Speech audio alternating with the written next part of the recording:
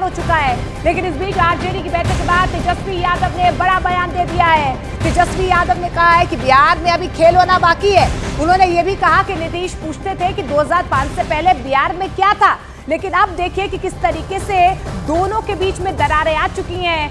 दावा तो यही किया जा रहा है कि आज नीतीश कुमार अपना इस्तीफा राजभवन जाकर सौंप सकते हैं। कल मुख्यमंत्री के तौर पर एक बार फिर से शपथ लेंगे। बीजेपी के 2 डिप्टी सीएम बनेंगे। बीजेपी की तरफ से स्पीकर भी बनाया जाएगा। लेकिन जिस तरीके से आरजेडी की तरफ से बैठक बुलाई गई थी, उसके बाद तेजस्वी यादव की तरफ से ये बड़ा बयान सामने आया।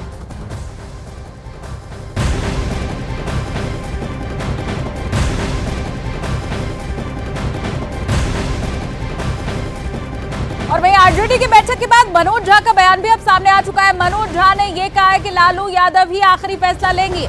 आरजेडी पूरे हालात के ऊपर नजर बनाए हुए है। ये अहम खबर, मनोज झा कह रहे हैं लालू यादव आखिरी फैसला लेंगे। अब बड़ा सवाल ये है कि लालू यादव के हाथ में आखिर चीजें क्या हैं।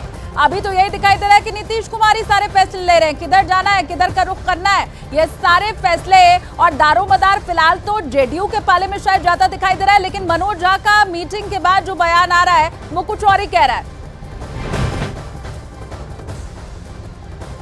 बैठक बहुत सकारात्मक हुई, अलग अलग पहलुओं पे चर्चा हुई। हमारे पूरे विधानमंडल दल की बैठक थी। राष्ट्रीय अध्यक्ष लालू प्रसाद जी भी थे, डिप्टी सीएम साहब थे, प्रदेश अध्यक्ष जी थे, राष्ट्रीय प्रधान महासचिव थे और एक एक विधायक और विधान पार्षद।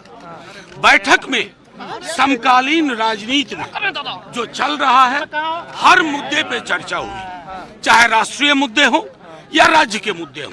उसके बाद चर्चा के पश्चात हर पहलू पे गंभीरता पूर्वक विश्लेषण के बाद राष्ट्रीय अध्यक्ष हमारे लालू प्रसाद जी को सब लोगों ने हाथ उठाकर अधिकृत किया।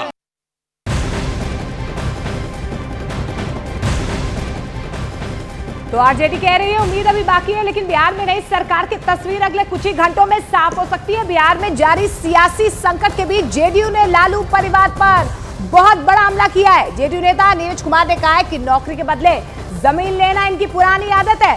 बीजेपी की ओर से भी आरजेडी पर हमला बोला गया है। केंद्रीय मंत्री प्रहलाद जोशी ने कहा कि कांग्रेस और आरजेडी के नेता भ्रष्टाचार में डूबे हुए हैं। देखिए, ये बयान उस वक्त आया है जब दोनों के बीच जो दरारें हैं और ज्यादा बढ़ती हुई नजर आ रही है। नीतीश कुमार अलग हो चुके हैं, ये साफ हो चुका है। कल वो मुख्यमंत्री के तौर पर एक बार फिर से शपथ भी लेने जा रहे हैं। ऐसे में अब देखिए जेडीयू की तरफ से बहुत बड़ा प्रहार आरजेडी पर।